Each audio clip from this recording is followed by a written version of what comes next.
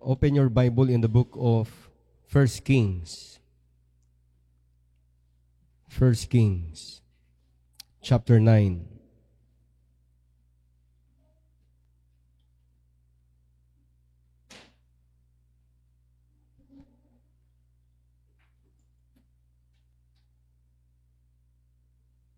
One to 7. 1 Kings, chapter 9, verses 1 to 7. At nang matapos ni Solomon ang pagtatayo ng bahay ng Panginoon at ng bahay ng hari, at ang lahat ng nasa ni Solomon na kaniyang kinalulugarang gawin, na ang Panginooy napakita kay Solomon na ikalawa, gaya ng siya'y pakita sa kaniya sa Gabaon. At sinabi ng Panginoon sa kanya, aking dininig ang iyong panalangin at ang iyong pamanhik na iyong ipinagbadya sa harap ko. Aking pinapaging banal ang bahay na ito na iyong itinayo, upang ilagay ang aking pangalan doon magpakilanman, at ang aking mga mata at ang aking puso ay doroon palagi. At tungkol sa iyo, kung ikaw ay lalakad sa harap ko, gaya ng inilakad ni David na iyong ama sa pagtatapat ng puso at sa katuwiran na gagawa ka ng ayon sa lahat ng aking iniutos sa iyo, at iingatan mo ang aking mga palatuntunan at ang aking mga kahatulan, ay akin ngang itatatag ang luklukan ng iyong kaharian sa Israel magpakailanman. Ayon sa aking ipinangako kay David na iyong ama, na sinasabi, hindi magkukulang sa iyo ng lalaki na lulukluk o sa luklukan ng Israel. Ngunit kung kayo ay magsisihiwalay sa pagsunod sa akin, kayo o ang inyong mga anak, at hindi iingatan ang aking mga utos at ang aking mga palatuntunan na aking inilagay sa harap ninyo, kundi kayo'y nagsisiyaon at magsisipaglingkod sa ibang mga Diyos at magsisamba sa kanila, akin ngang ihiwalay ang Israel sa lupain na aking ibinigay sa kanila, at ang bahay na ito na aking pinapaging banal sa aking pangalan ay aking iwawaksi sa aking paningin, at ang Israel ay magiging kawikaan at kakutyaan sa gitna ng lahat ng bayan. Tumalon tayo sa chapter 11.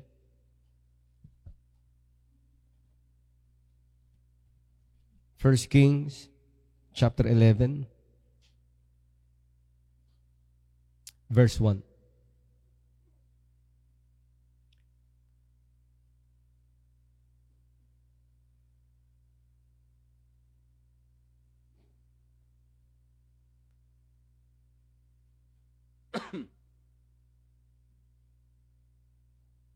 Verse 1 hanggang 10. Ang Haring Solomon nga ay sumisinta sa maraming babaeng taga-ibang lupa na pati sa anak ni Faraon, mga babaeng Moabita, Amonita, Idumea, Sidonia, at Hethea. Sa mga bansa na sinabi ng Panginoon sa mga anak ni Israel, kayo'y huwag makikihalo sa kanila o sila man ay makikihalo sa inyo, sapagkat walang pagsalang kanilang ililigaw ang inyong puso sa pagsunod sa kanilang mga Diyos. Nasabid ni si Solomon sa mga ito sa pagsinta. At siya'y nagkaroon ng 700 asawa. Hindi ho 7, 700. 700 asawa at mga prinsesa at 300 babae. Sa King James o sa English yan, concubines. O ang Tagalog ng concubines ay mga kirida, kabit. concubines. 700 plus 300. At iniligaw ng kaniyang mga asawa ang kaniyang puso. Sa dami ba naman nun? Okay. Sapagkat nangyari nang si Solomon ay matanda na, lahat ng matanda magsabing Amen.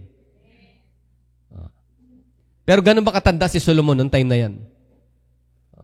Si Solomon po ay namatay early 60s or late 50s sa ganung mga edad. Hindi naman ganun katanda.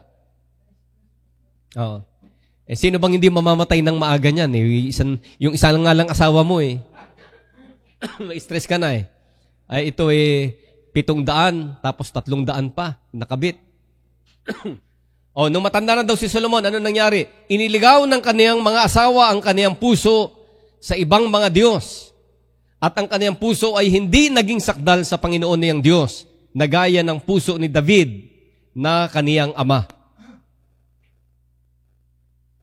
Sapagkat si Solomon ay sumunod kay Astaroth, ito yung mga Diyos-Diyosan ng mga Canaanites.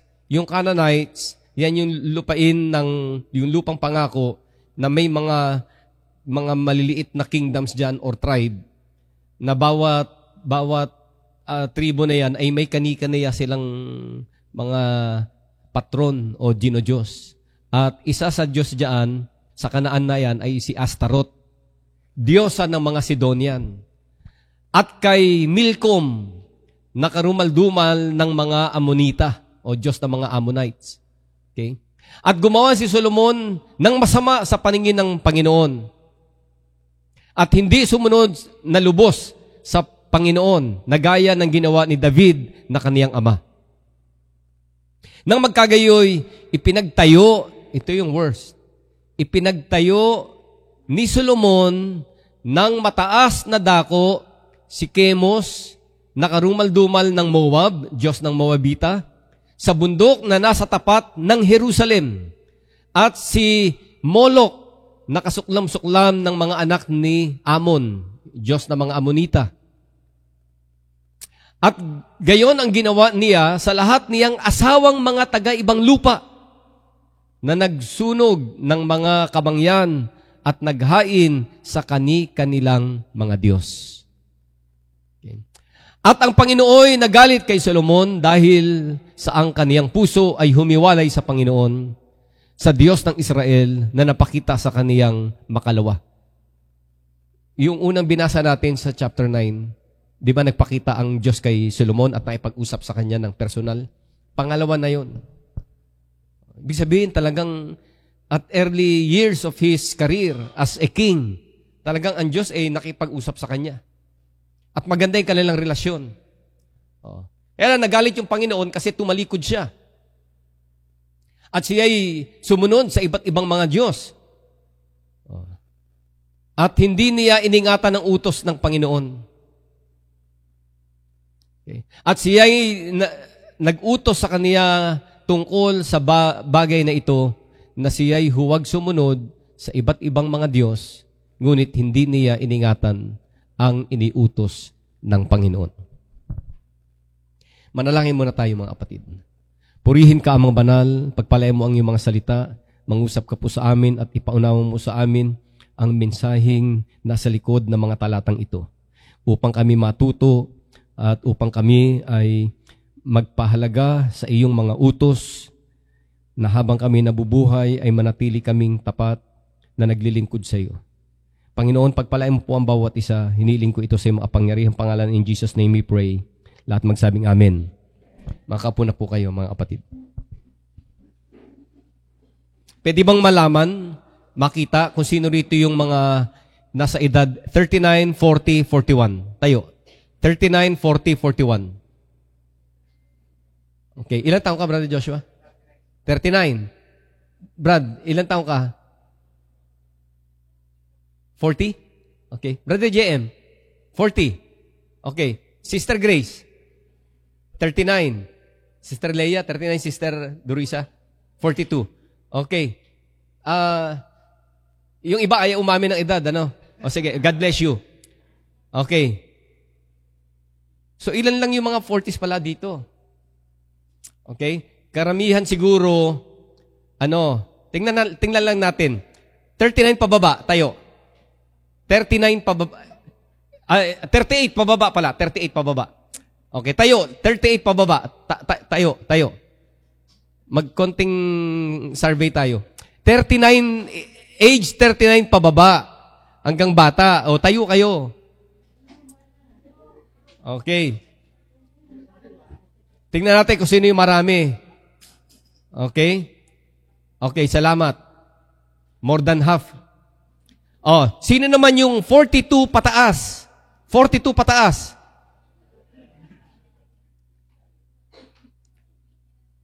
Mas kaunti. Mas kaunti sila. Higit na marami yung, yung 40 pababa, 38 pababa. Okay, God bless you. Tapos yung middle ay nasa 40. Ang sabi ng Bible, yung lifespan ng tao, according to Psalms, is 70. Di ba? Pero by reason of strength, maaring malampasan niya ito, umabot siya ng 80. Okay? Yan ay sinabi thousands of years ago. Lifespan niya ng tao noon. Okay? Ngayon, hindi naman nalalayo yung lifespan natin sa modern era, sa panahon natin ngayon. Kaya lang, may mga factor at depende sa bansa. Katulad dito sa Pilipinas, ano ang lifespan ng Pilipino? 60. 60, lifespan. Ibig sabihin, pag umabot ka ng 60 dito sa Pilipinas, medyo mapalad ka na. Sa ibang bansa, mas mababa lalo na yung mga bansang sinasalantan ng mga gera, ng mga conflict. So yung life expectancy mas mababa. Okay? Mga bansang mahihirap, maraming mga factor, iba't iba yung factor bakit bumababa yung life expectancy ng tao. Tama? Oo. Pero kahit sabihin pa nating 80 yung life expectancy, maiksi pa rin yun compared to eternity. Di ba? Maiksi pa rin yun. Kumpara sa eternity. O kahit sabihin mo umabot ka ng 100, maiksi pa rin. Compared to eternity. Kasi sa eternity, nakaka 100 years ka na, nagsisimula ka pa lang. Walang katapusan yun At kung mabuhay ka man ng mahaba sa mundong ito, mabuhay ka man ng mahaba, ano sinasabi ng Bible?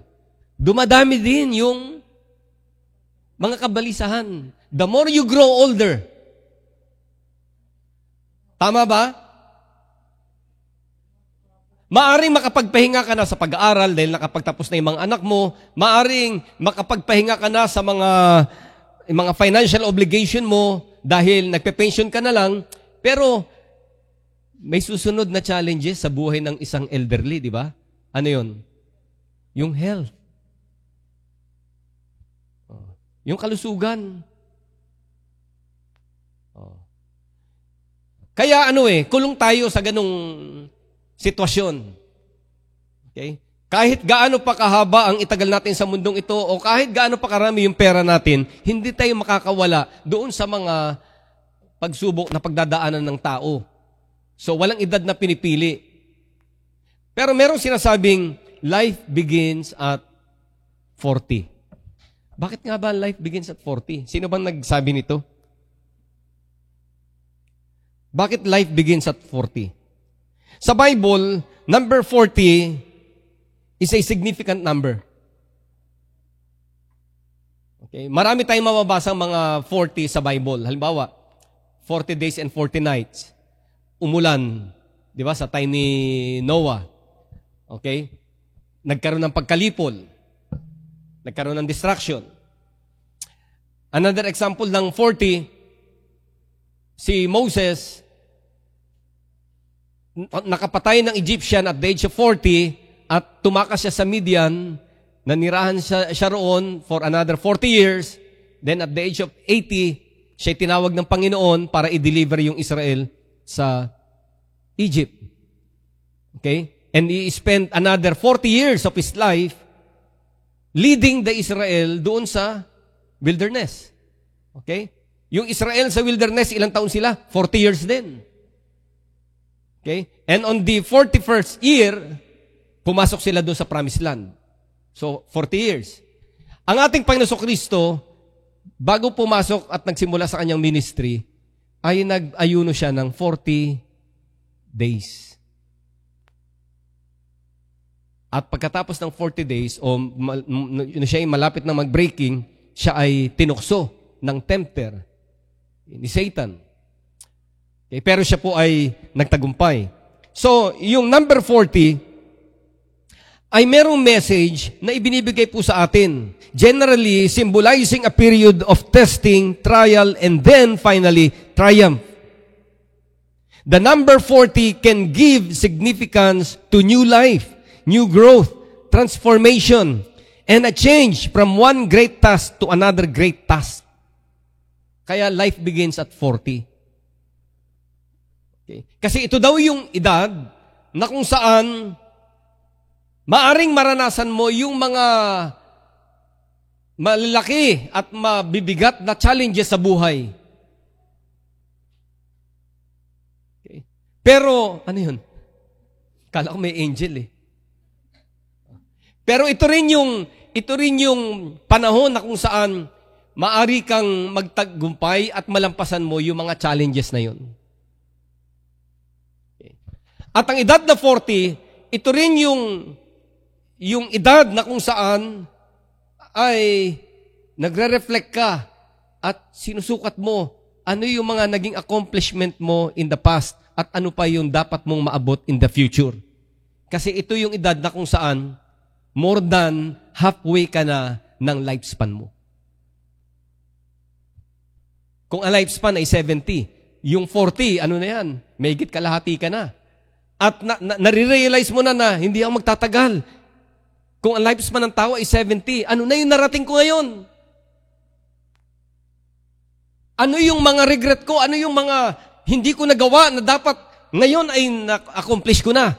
At ano yung natitirang oras ko na dapat ko pang i-google sa matalinong paraan ng pag-google upang sa gayon, bago ako pumanaw, ay ma-accomplish ko ito. So, nag-iisip ka ng pasimula, beginning. Ano yung mga bagay na dapat kong simulang gawin? Dahil unti-unti mo nare-realize that life is short and you only have few years to live. Okay? And during this period, namumulat ka sa aral ng buhay. Sana. At the age of 40. Di ba? Ngayon, napansin nyo ba? At the age of 40, pataas, unti-unting mapapansin mo na nagiging sunod-sunod yung mga pumapanaw. Hindi dahil mas marami ang namamatay sa edad na yan, kung hindi, ayan kasi yung transition ng generation. Yung older generation ay tumatanda na nung ikaw ay bata, sila ay bata pa, at sa pag-edad mo, at the age of 40, yung mga nauna sa'yo, ay umaabot na roon sa life expectancy nila at unti-unti silang nagkakandamatay. Tama? Tama ba? Di ba sa edad na 40, mababalitaan mo, namatay si ganito. Di ba, tiyuhin mo, o nanay mo, o tatay mo. Kasi sa edad na yan, kung 40 ka, sila ay nasa mga 65, 70. So naaabot na nila yung life expectancy nila at yung tendency na sila'y pumanaw is very great. At sa bawat nakikita mo na mga pagpanaw, namumulat ka sa kahalagahan ng buhay. Kung namumulat ka nga sa kahalagahan nito. Kung nare-realize mo that life is short and one day, ikaw yung nakapila. Takot tayo pag-usapan to eh. Ayaw natin pag-usapan. Dinideny natin yung mga issue na ito. Pero wala kang magagawa. Nakapila ka. Kung gusto mo mauna sa pila, pagbibigyan kita. Pero wala makakagawa. Lahat tayo nakapila. Lahat tayo. Nakapila tayo lahat eh. Kasi bawat taon, bawat birthday mo, hindi ka nadadagdagan, nababawasan ka. Nababawasan tayo. So merong generation na darating, tayo yun, nauna, nung bata tayo, and your generation is the year of your birth. Okay? Then, nagkakaedad tayo, tapos may susunod na generation, okay? Pero tayo ay hindi mananatili, lilisan tayo sa mundong ito, ang susunod sa atin, yung next generation. Yung next generation na yan, hindi rin mananatili yan, may susunod na generation. Ilang generation na ba tayo dito? 4 na, 5, hanggang 5. Sino may apo sa tuhod? Sino may apo sa tuhod? Oh. Ano po yan? Yung apo sa tuhod ay pang-4 na generation yan. Halimbawa ako, ako, first generation ako. Sa family ko, my second generation is Dea at Enkayil. Second generation yon. At pinagpipray namin na magkaroon sila ng anak. Sabi nga namin sa kanila, bago kami mawala dito, gusto namin makakita ng apo. Yung magiging anak ni Kayil, oy, tumingin ka rito, Kayil. Yung magiging anak ni Kayil at yung magiging anak ni Dea, third generation yan. Okay? Hindi ko alam kung kailan yan darating. Dumating nawa. Di magkakaroon kami ng apo. Yung apo na yan, maglalaro dito yan, magiging Sunday school kids yan. Di ba? Magiging, rito yan, membro ng church. Natural growth natin yan eh, pag-aanak. Ngayon, lalaki yan. Okay? Pang-ilang generation yan? Pangatlo. Pag nagdalaga yan at nagkaroon ng anak, magkakaanak din yan, mga kapatid. 4th generation yon. Hindi ko alam kung makikita ko yun. Yung 3rd generation nga, hindi ko sure kung makikita ko pa eh. Pero swerte nung mga nakita nila yung kanilang apo sa tuhod. Yung 4th generation. Si Brother Chris nakita niya eh. 4th generation eh. Di ba? Yung mga anak ni Tricia. 4th yun eh. Swerte kung makita mo yung 5th generation. Yung apo sa tuhod, anong kasunod? Apo sa talampakan. Anong kasunod niyan? Apo sa talampakan, anong susunod? Apo sa lupa. Wala na eh, lupa na yung kasunod nun eh. Pero swerte, di ba? Mapalad yung mga taong humaba yung buhay ng gano'n, nakita nila yung mga sunod na generation. Okay. Pero ito yung message this morning. Tayo na mga older generation, wala tayong ibang hangad kung hindi magtagumpay yung generation kasunod natin. Kaya nga, lahat ng paghahanda na pwede natin gawin, ginagawa natin because our concern, hindi na sa sarili natin dahil alam nating mawawala tayo dito. Ang concern natin, yung susunod na generation. Kaya nga si David, nagplano siya na ipagtayo ang Panginoon ng isang temple. Kaya lang hindi niloob ng Diyos sa panahon niya dahil siya'y maraming dugo sa kanyang kamay, dahil siya'y isang mandirigma. At sabi ng Panginoon, not in your lifetime. Hindi ka magtatayo. But the next generation after you. Si Solomon. And he ruled, si David, nag-rule siya ng ilan? 40 years. Ba? 40 years. Alam niya na may hangganan ang buhay niya. Alam niya na tatanda siya. Alam niya na hindi lahat ay ma-accomplish niya. Pero nagsikap siya na ihanda lahat ng mga bagay, hindi na para sa kanya, kundi para sa kanyang magiging anak o sa kanyang salinlahi, sa kanyang generation na susunod. Kaya tayo, wala tayong ibang hangad eh. Para yumaman pa ba tayo? Hindi natin madadala yan. Alam na natin yan, tayo mga nagkakaedad, hindi natin madadala. Yung sasakyan na dinadrive mo, yung sasakyan na dinadrive natin, darating ang panahon, hindi na natin idadrive yan, ibang magdadrive yan.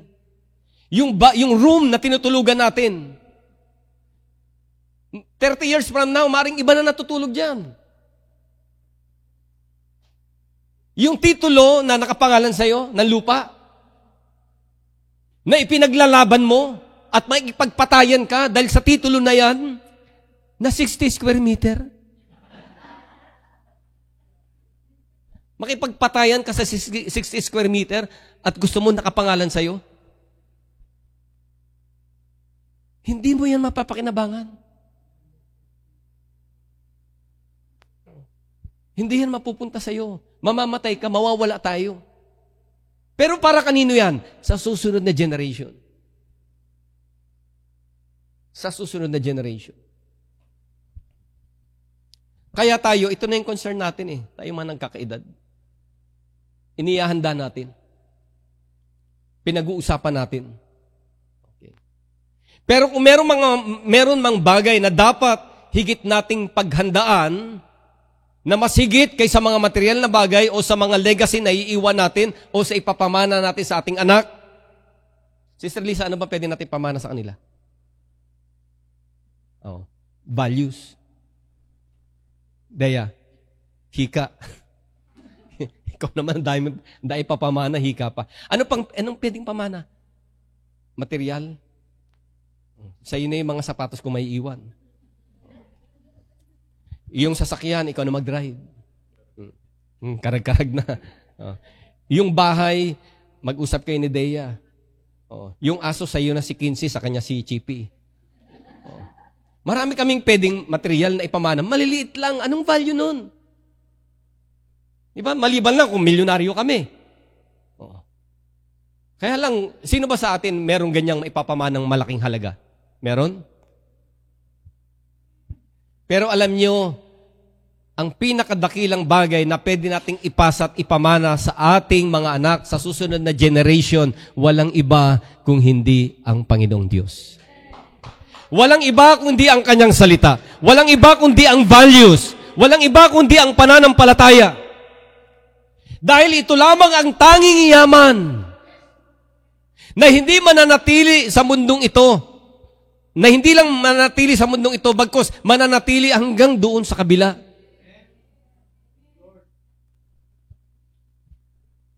Kaya nga, ganun na lamang, nakukulitan na kayo sa amin, siguro. Lagi na lang, sumamba kayo, maglingkod kayo sa Panginoon, manalangin kayo, huwag niyong kalimutan ang Diyos, manampalataya kayo, maging matatag kayo sa inyong paniniwala, sa inyong pananampalataya. Bakit? Kasi nangangamba tayo after we die. After we die, anong kasunod? Ngayon, tanggap na namin, tayo mga matatanda, tanggap natin na yung next generation is always greater in knowledge and greater in skill. Alam natin yun At proud tayo, natutuwa tayo, di ba? Sino hindi matutuwa? Sino ba naipagpalisahan sa anak na gusto mo mas magaling ka pa rin sa anak mo? Di ba proud tayo pag nakita natin yung anak natin nag-excel at mas magaling kaysa atin?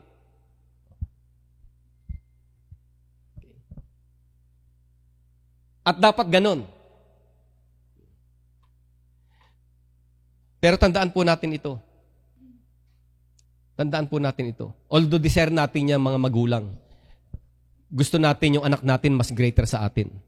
Sa lahat ng aspeto, talino, kakayanan, kayamanan, kung ano man yung mga ma-accomplish nila, gusto natin mas higit sila. Pero tandaan natin, dapat mahigitan din nila kung anong pananampalataya meron tayo. Mahigitan nila, kung hindi man mapantayan, mahigitan nila o mahigitan ninyo ang paglilingkod at pananampalataya ng inyong magulang. Bakit? Kasi we cannot outlove, we cannot outgive the Lord. There is always greater things we can do for Him. Mas dakila kaysa nagawa na ng magulang natin. Mas dakila kaysa nagawa na ng nauna sa atin. Merong pang great na pwede nating ibigay sa Panginoon. At yun yung dapat maging aspiration ng bawat isa sa atin. What greater things can I offer and give to God habang ako'y nabubuhay?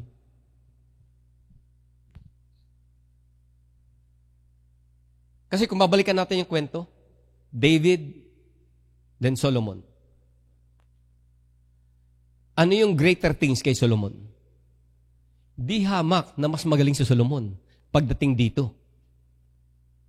Kasi ang sabi ng Bible, wala nang higit pa sa karunungan ni Solomon sa kanyang panahon. Na yung mga tao nga, yung mga kingdom sa paligid niya, gusto siyang pasyalan at para marinig nila kung gaano ba talaga katalino si Solomon, di ba? Yung Queen of Sheba, malayo ang pinanggalingan, pinuntahan pa siya just to listen to the wisdom of Solomon. Dahil gusto niyang, nakikurious siya, gusto niyang makita, totoo ba talagang matalino ito? Totoo ba talagang mayaman siya? Nagulat siya.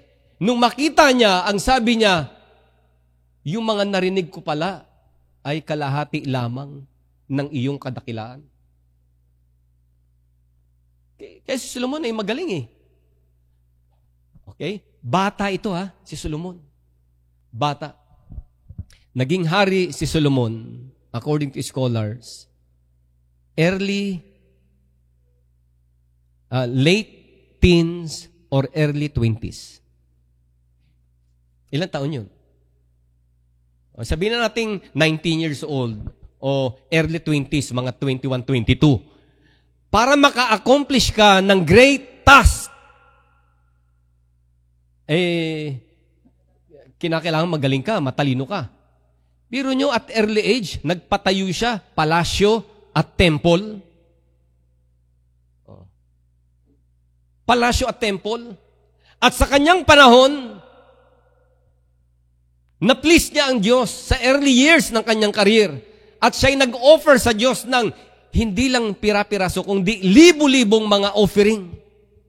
At ang templo ay napapalumutian ng mga mamahaling mga bato, mamahaling mga kahoy, at mamahaling mga metals like gold, silver, and bronze. Bata siya. Pagdating sa talino, nahigitan niya yung tatay niya. Pagdating sa strategy, papaano magkakaroon ng kapayapaan, mas mahusay siya sa tatay niya. Kasi 40 years, peace. Yung last part na lang ng paghahari niya, nagkaroon ng gulo Then he wrote many proverbs and psalms. Marami siyang naisulat. Okay. Nagbigay siya ng kanyang pagsasaliksik sa larangan ng siyensya, sa larangan ng psikolohiya, sa larangan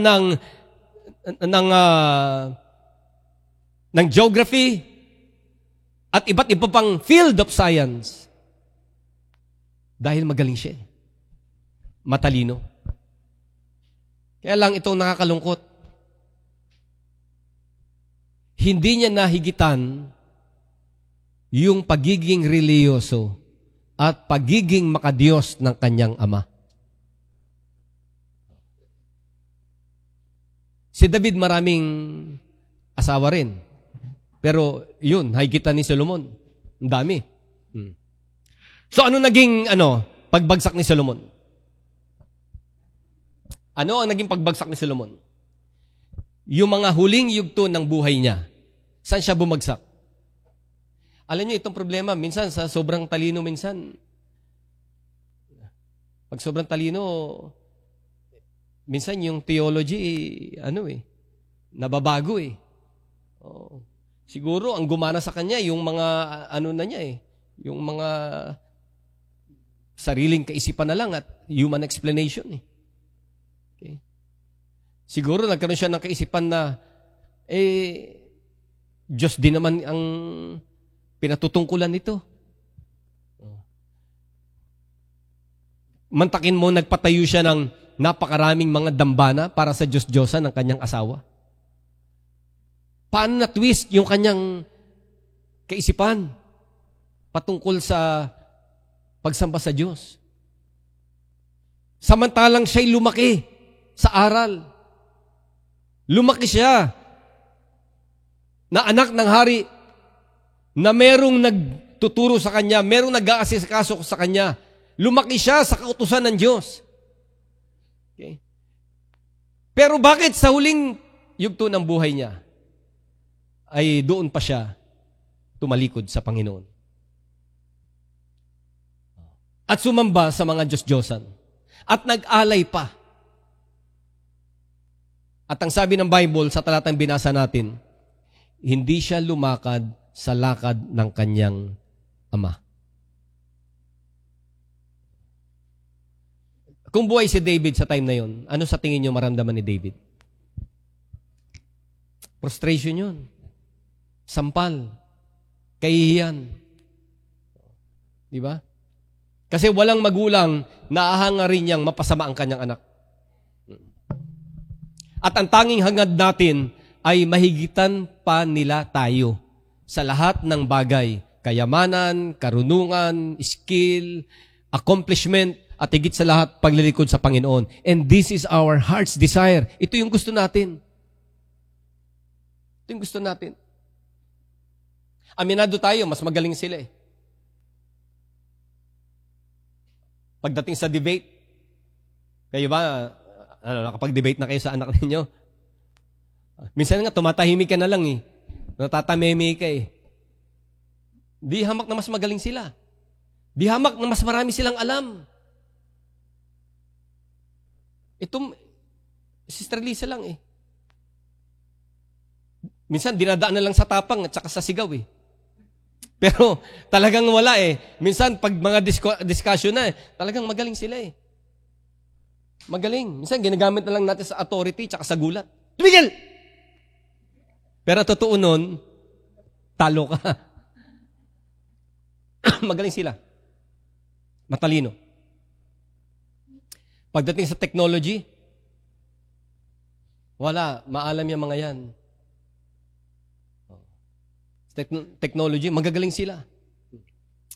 Pagdating sa pag-aaral, yung na-accomplish mo na ikaw ay estudyante, at yung na-accomplish nila nung ngayon sila naman ay estudyante, mas magaling sila eh. Kasi natabi ko pa yung yung card ko nung high school eh. Puro palakol. Palakol. Ano lang mataas sa akin? Si 80. 85. Pero math, science, palakol. 79, 78. Aba, mataas na rin yan kasi biro mo 75 o 75, 76, 77, 78. 79 o 4 na puntos. Pero sila eh, tinitinan namin yung grade eh. Ang layo. Kung spelling, ako very bad sa spelling eh. Sila, syempre, iba yung generation nila. Papa, paano ka nakagraduate ng college? Mali yung spelling. Sumusulat ako ng write-up sa Herald. Papa-edit ko sa kanila eh, ang comment, ba't mahilig ka sa fragment? Ba't ganito yung mga construction mo? Kaya nga pinapa-edit sa iyo. Magaling sila eh. Magaling.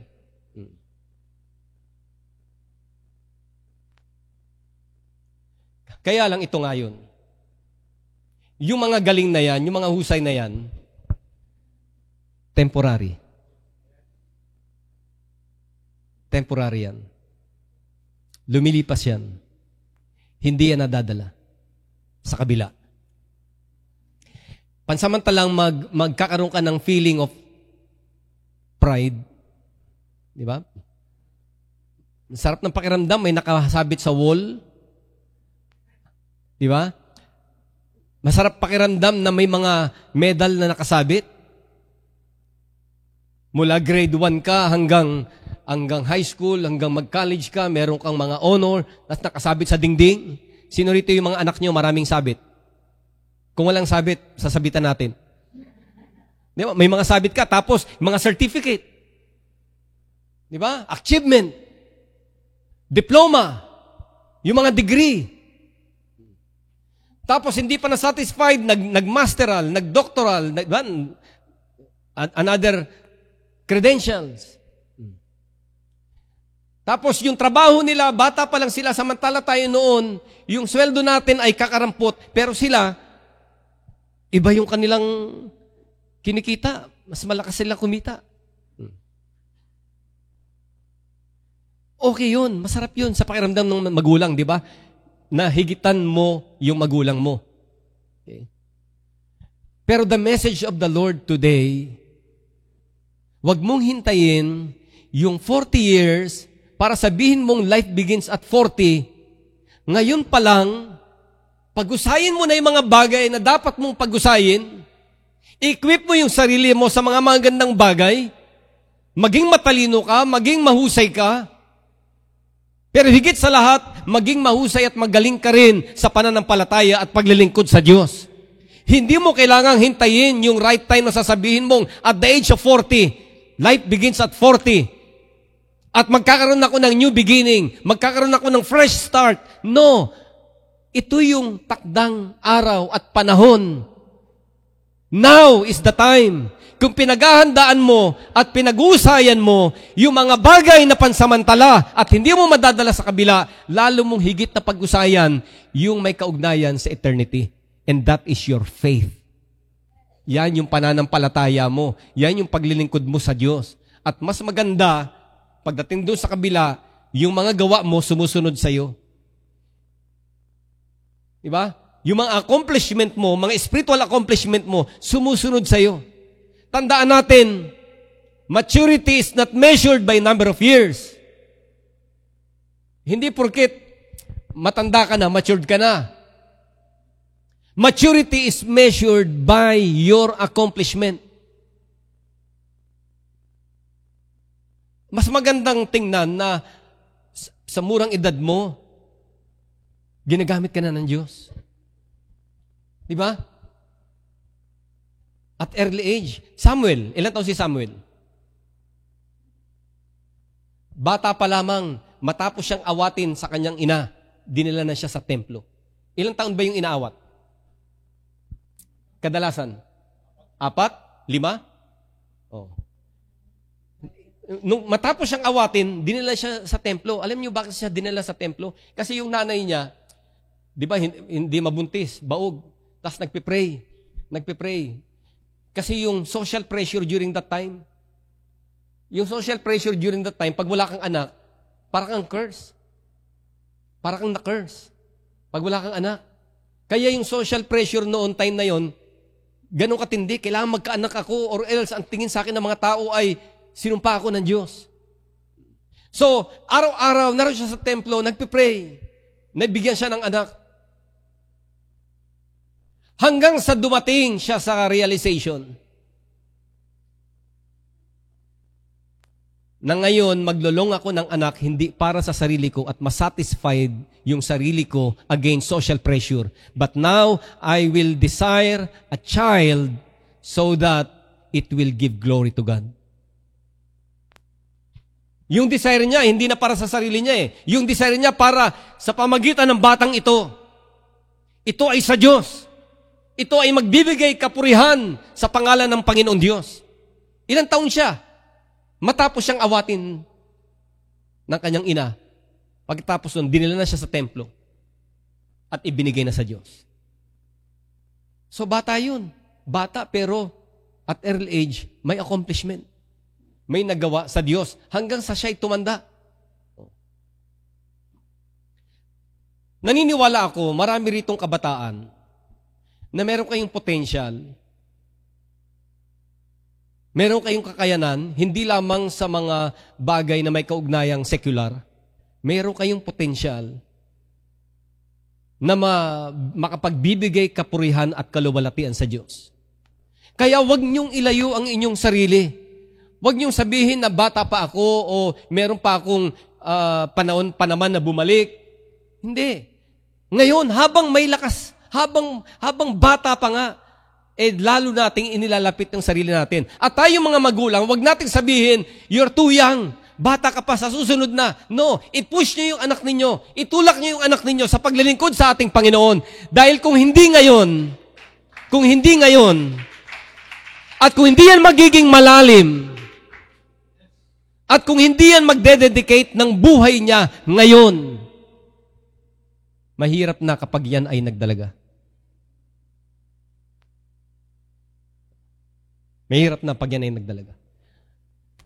Iba ang pressure sa labas. Iba ang pressure sa labas. Kala nyo ba, bata lang yan, walang nasasagap yan na impluensya? Meron yan. Yung mga ganyan na tingin nyo hindi pa seryoso, kala nyo lang yan. Hindi lang yan sila seryoso. Pero hindi mo naintindihan, meron kang itinatanim sa kanya na magiging bahagi ng pagkatao niya na hanggang sa lumaki siya, hindi na yung mawawala. Alam niyo kung ano yun? Na itinatanim mo sa anak mo kapag pinupush mo yan at pinapagamit mo sa Panginoon, nilalagay mo sa puso niya ang kahalagahan ng supreme being sa buhay niya. Na maaring sa ngayon, di siya seryoso. Alam niyo, nung bata ako, yung impact na ginawa ng nanay ko, hanggang ngayon, dala-dala ko. Wala pa sa tunay na pananampalataya yun, ha? How much more kung nasa totoong pananampalataya? Kasi nung bata ako, itong nakamulatan ko.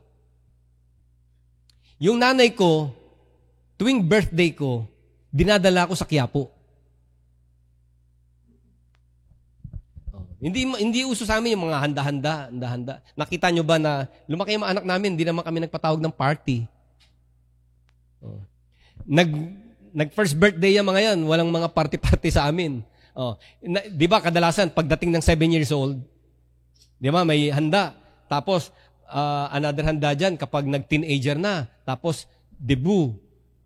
Ilang taon sa babae? 18. Tapos, with matching 18 flowers pa yan. Sa lalaki naman, ilang taon? Di ba?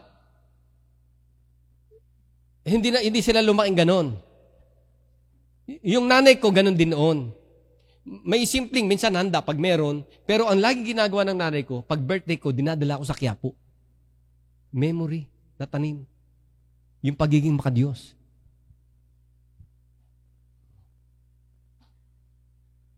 Tapos, niregaluhan kami ng birhen. Nilagay doon sa altar. At sabi, lalagyan mo yun ng bulaklak. Lagi, sariwa. Kaya yung altar na yun, inaakyat ko pa yun. Inaakyat ko yun. Tapos tinatanggal ko yung tuyong sampagita. Tapos sasabitan ko ng bagong sampagita.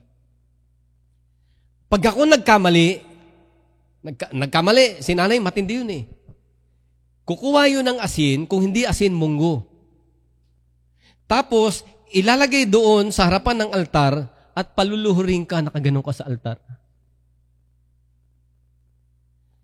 Although mali, hindi na ayon sa salita ng Diyos. Pero alam niyo nilagay sa puso ko? Yung awareness na merong supreme being, merong Diyos. Yung awareness na merong higher authority. Wala pa yun sa katotohanan. How much more na sa katotohanan ka? Itinuturo sa'yo sa Sunday School. Itinuturo ng magulang mo yung mga aral ng Bible, yung mga dapat mong lakaran. At yan ay dapat maitanim sa puso at isip. Yung mga practices, yung mga magandang pag-uugali, yung mga values, yung mga aral sa salita ng Diyos, itinatanim niya sa puso natin, ninyong mga anak. Bakit? Kasi darating yung time, mawawala kami at ang tanging matitira yung mga bagay na ipinasa sa inyo. Yung mga bagay na ipinasa sa inyo. Yun na lang matitira. Kaya alam nyo, isang bagay na ipinapagpasalamat din natin doon sa kapatid na Chris Aliven. Hindi sa itinataas natin siya. Pero, young people, pwede nyo bang gawan ng short, mga 3 minutes na ano bang tawag dyan? Yung tribute. 3 minutes tribute sa Saturday. Kasi ito yung, ito yung nakita natin kay Brother Chris. Although, marami sa inyo, may mga ilan sa inyo na tisod pag nagsasalita siya. Nangingiti ka. Ganun siya, personality niya yun eh. May kanya-kanyang personality tayo. Pero mayroon siyang magandang katangian. Ano yung napansin niyo sa katangian niya? Commander. Commander ng bahay. Commander ng sambahayan niya. Patriarka. Mga may pamilya na yung anak niya, pero ganun pa rin yan. Kita naman natin eh. Di ba? Hanggang sa mga apo niya, mga apo, sa kanyang mga anak, laging si pangaral, si paalala, si sermon, pati si Sister Celi, di ba? Sinisermonan niya.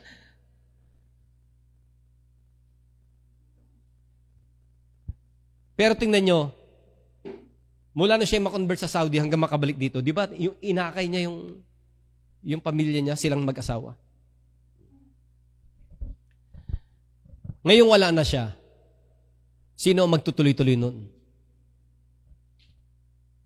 Yung kanyang mga anak. Kasi dadami pa yung lahi niya. Magkakaroon pa ng mga susunod na generation.